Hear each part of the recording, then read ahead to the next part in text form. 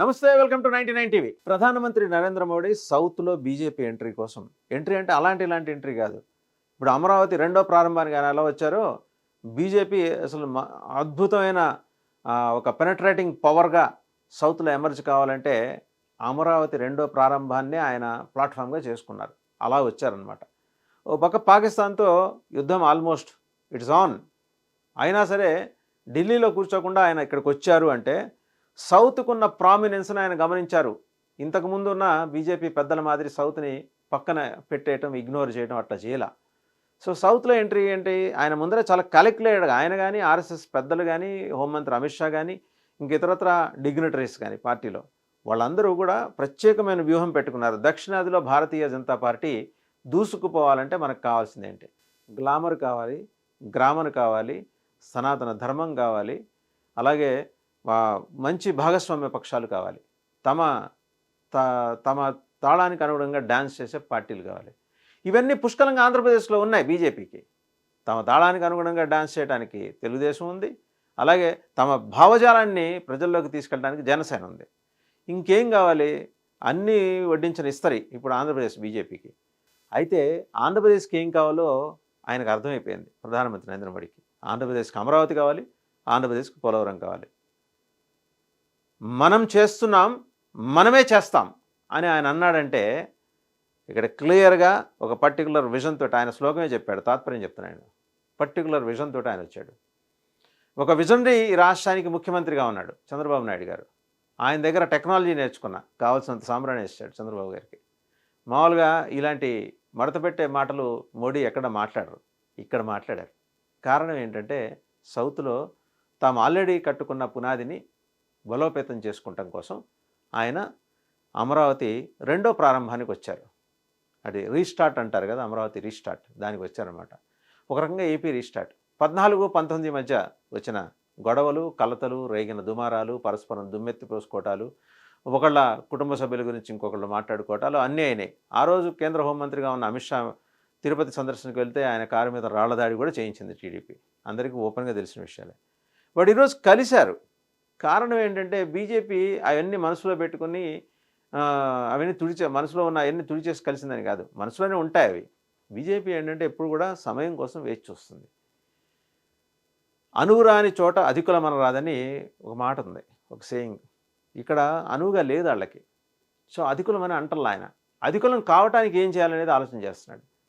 Capital 15,000 కోట్లు ఇచ్చేశాడు ముందర చంద్రబాబు నాయుడు గారికి. విచ్చలవిడిగా కట్టుకోండి, మీకు ఏం కావాలంటే చేయండి. అప్పులు వరల్డ్ బ్యాంక్ నుంచి ఇప్పించేస్తున్నారు, మీ ఇష్టం, ఏం కావాలంటే అవి తాకట్టు పెట్టేయండి, గ్యారంటీ సంతకం వేయిస్తాం. ఏముంది, మనకి 26 జిల్లాలు ఉన్నాయి కొత్తగా. ఆ 26 జిల్లాల్లో 4 జిల్లాలు పెట్టుకుంటారా, 5 జిల్లాలు పెట్టుకుంటారా, లేకపోతే 50,000 ఎకరాలు, 60,000 ఎకరాలు ఫేజ్డ్ మేనర్లో పెట్టుకుంటే వెళ్ళండి. వరల్డ్ బ్యాంక్ కావాల్సిందేంటి, ఎవరి భూములు తాకట్టు పెడితే బ్రహ్మాండంగా ఇచ్చేస్తుంది. మనం అలాగా అప్పులు తీర్చడం, రేపొద్దున వరల్డ్ బ్యాంక్ వచ్చి మన నెత్తిన డ్యాన్స్ కట్టి ఆడుతుంది. సరే, అది వేరే విషయం. అది సామాన్య ప్రజలకి చెప్పడానికి ఇవాళ చెప్పినా నమ్మే పరిస్థితి కాదు. ఒక పక్క 44,000 ఎకరాలు అదనంగా ఇస్తామని, ల్యాండ్ పూలింగ్ కింద ఇస్తామని చెప్పి రైతులు ఊవిళ్ళు ఊరుతూ వస్తున్నారట. మరి ఆంధ్రప్రదేశ్ రాష్ట్ర మున్సిపల్ పట్టణాభివృద్ధి శాఖ మంత్రి డాక్టర్ పొంగూరు నారాయణ గారు చెప్తారు. సరే, వాళ్ళు ఎలా ఊవిళ్ళు అవుతున్నారో, ఎందుకు ఊవిళ్ళు అవుతున్నారో మనకు తెలియదు. సేకరణ సమీకరణ అంటే సేకరణ వల్ల వాళ్ళు నష్టపోతారు, సమీకరణకే మొగ్గు చూపుతారు. సమీకరణ వల్ల వాళ్ళకి రిటర్న్ ఇస్తాము, వాళ్ళకి ప్రాఫిటబుల్గా ఉండేది. ఇక్కడ 20 గ్రామాలు కాకపోతే తడదాకా వెళ్ళండి, ఎవరు అడిగారు మిమ్మల్ని? మాకు డెవలప్మెంట్ కావాలి. ఆంధ్రప్రదేశ్లో 1,00,000 ఎకరాల్లో రాజధాని అంటే ఇప్పుడు మీరు చెప్పే 44,000 ఎకరాలు. ప్రధానమంత్రి ముందు దానికి సాంకేతికంగా దానికి సంబంధించిన అంశాలు వీళ్ళు వివరించాలో లేరో కానీ మొత్తానికి కేంద్ర ప్రభుత్వానికైతే ఒక నోటు ఉంది, ఇలా 44,000 ఎకరాల ఈ భూ సమీకరణ చేయబోతున్నామని. చేస్తారు. చంద్రబాబు గారికి ఆ విల్లు ఉంది, లేకపోతే 33,000 ఎకరాలు ఎట్ట సేకరిస్తారు? ఆల్రెడీ ఉన్న వాటితో కలిపితే 54,000 ఎకరాలు ఉంది. అందులో అన్ని అమ్ముకంగా పోయింది, డెవలప్మెంట్ అమ్ముకంగా పోయింది ఇంకా 2,000 ఎకరాలు. అవి అమ్మితే పెద్దగా వచ్చే డబ్బులు లేవు. దాన్ని తాకట్టు పెట్టుకొని లోన్స్ ఇవ్వడానికి వరల్డ్ బ్యాంకు, లేకపోతే Japan bank, Asian development bank ఇవి ముందుకు రావు. వాళ్ళకి ఏంటి, తాకట్టు పెట్టాలి, కండిషన్స్ ఉంటాయి. సో ఈ కండిషన్స్లో భాగంగా రేపొద్దున పవర్ టారిఫ్స్ పెరుగుతాయి, మళ్ళీ పెరుగుతాయి, అన్నీ పెరుగుతాయి. సో ఉన్నంతలో ఎవరు అమ్మటానికో, లేకపోతే సమీకరణ అని దాన్ని షుగర్ కోటెడ్ పెట్టి, అమ్మకానికి బదులు సమీకరణ, అమ్మకాలు కొనుగోళ్లు బదులు భూ సమీకరణ అనే షుగర్ కోటెడ్ వర్డ్స్ పెట్టి మీ ప్రభుత్వం మీద 164 మంది దారాసింగులు బ్రూస్లీలు ఉన్నప్పుడు మీరు ఏ నిర్ణయమైనా తీసుకోగలరు. మిమ్మల్ని అపోజ్ చేయడానికి అక్కడ అపోజిషన్ పార్టీయే లేదు అకార్డింగ్ టు మీ స్పీకర్ అయ్యన్న పాత్రుడు గారి దృష్టిలో. ఆయనేమో నాకు ఆ స్టేటస్ ఇస్తే కానీ అసెంబ్లీలోకి రానంటాడు. ఆయన చెరువు మీద వెళ్ళి కూర్చున్నాడు అవతల జగన్మోహన్ రెడ్డి గారు. ఉన్న ఒక్కడు అడిగేవాడు ఒక్కడు కూడా అడగకుండా కూర్చున్నప్పుడు మీరు ఏదంటే అది. సరే ఏదైతే మళ్ళీ మోడీ గారి టాపిక్లోకి వస్తే, ఈరోజు అమరావతిలో ఆయన డెవలప్మెంట్ చేసి చూపించారనుకోండి, బీజేపీ ఈజ్ ఫర్ డెవలప్మెంట్. దక్షిణాది రాష్ట్రాలను విస్మరించట్లేదు బీజేపీ. అందులో భాగంగానే ఒక న్యూయార్క్ లాంటి క్యాపిటల్ సిటీని మేము ఆంధ్రప్రదేశ్లో కట్టాం. ఇదిగో చూడండి అని నెక్స్ట్ ఎలక్షన్స్కి వెళ్ళబోతున్నారు ఈ కూటమి. సో ఇది పరస్పర ప్రయోజనాలు, win win situation for both BJP and TDP as well Janasena కూడా ఏంటంటే అసలు ఈ ప్రాసెస్ని ఇనిషియేట్ చేసిందే పవన్ కళ్యాణ్ గారు. వీళ్ళిద్దరు ఎడముఖం పడముఖంగా ఉన్నప్పుడు జగన్మోహన్ రెడ్డి అనే ఒక దుర్మార్గాన్ని, ఒక పైశాచికత్వాన్ని, ఒక అఘాయిత్యాన్ని, ఒక అకృత్యాన్ని, ఒక దౌర్జన్యాన్ని, వేలకు వేల దరిద్రాలని ఎదుర్కోవాలంటే మనందరం కలిసికట్టుగా ఉండాలి అని చెప్పి కాలికి బలపం కట్టుకుని ఢిల్లీ హైదరాబాదు, ఢిల్లీ విజయవాడ, మళ్ళీ విజయవాడ ఢిల్లీ హైదరాబాద్ ఇలా ట్రయాంగులర్గా ఆయన తిరుగుతానే వచ్చారు. పాపం ఎంతో కష్టపడ్డారు. సరే పొత్తు కుదిరింది, గెలిచారు 164, 100% స్ట్రైక్ రేట్ తోటి అందులోనే 21 సీట్లు జనసేన గెలుచుకుంది. బీజేపీ కూడా తనకు సంబంధం లేకపోయినా ఇన్ని చోట్ల గెలిచేసింది మొత్తానికి. అంటే వాళ్ళకి ఓటింగ్ పర్సంటేజ్ కూడా పెరిగింది. సో దీన్ని అడ్వాంటేజ్గా తీసుకోవాలి. అడ్వాంటేజ్కి ఎందుకు తీసుకోవాలి? డెవలప్మెంట్ చూపిస్తున్నాం. యాజ్ వెల్ మా పార్టీగా మేము ఎదుగుతాం సౌత్లో. ఇదిగో రేపొద్దున సౌత్లో ఎంట్రీ ఇవ్వాలంటే లుక్ ఎట్ అమరావతి అని మోడీ రేపొద్దున వేలు పెట్టి అమరావతి వైపు చూపించి ఇది కదా మా ప్రభుత్వం, ఇది కాంగ్రెస్ చేయగలదా, ఇది యూపీఏ ప్రభుత్వం చేయగలదా అని చెప్పేసి నిలదీస్తారు. దానికోసం ఆయన వజ్రాయుధాన్ని, అమరావతి అనే వజ్రాయుధాన్ని చేతిలో పట్టుకొని దేశమంతా తిరుగుతున్నాడు ఆయన.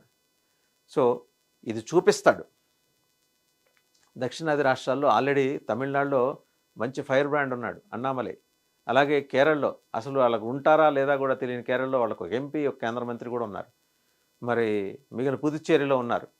కర్ణాటకలో వాళ్ళు ఆల్రెడీ ప్రభుత్వం చేసి ఉన్నారు, మళ్ళీ ప్రభుత్వంలోకి రావడానికి కావాల్సిన అనుకూల వాతావరణం ఉంది. సో వీళ్ళందరినీ గ్లామరస్గా ఒక చోట చేర్చడానికి పవన్ కళ్యాణ్ అనే ఒక పాశుపతాస్త్రం ఆయన దగ్గర ఉంది, మోదీ దగ్గర. పాశుపతం అత్యవసర సందర్భాలను ఉపయోగిస్తారు. అందుకని నేను పిలిచి చెవిలో చెప్పింది కూడా అదే. సౌత్లో పవన్ మీరు కీలక పాత్ర పోషించబోతున్నారు. ఏది ఎన్డీఏ తరఫున మీరు రెడీగా ఉండండి. తొందరగా మీ సినిమాలు కంప్లీట్ చేసుకోండి. ఎందుకంటే మీరు are a full time politician నావు.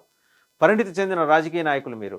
ఈరోజు ప్రజల ఆశలు ఆకాంక్షలకి అనుగుణంగా పనిచేస్తున్న మీరు ఎక్కడా తగ్గాల్సిన అవసరం లేదు. మీరున్నారు, మీ వెనకాల నేనున్నాను, మీతో పాటు ఉన్నాను. మీ రాష్ట్రం డెవలప్మెంట్ని మీరు చూస్తారు. అండ్ ఇదే రేపు పొద్దున ఎలక్షన్స్కి వెళ్ళినప్పుడు 2028లో 2029లో వెళ్ళినప్పుడు జనరల్ ఎలక్షన్స్కి ఇదే మనకి వజ్రాయుధం కాబోతోంది. అమరావతి వజ్రాయుధం కాబోతోంది. So all the best Modi గారు. మీ ప్లాన్ అదర్స్, ఆర్ఎస్ఎస్ వ్యూహం అదర్స్, అమిత్ షా గారి సపోర్ట్ అదర్స్.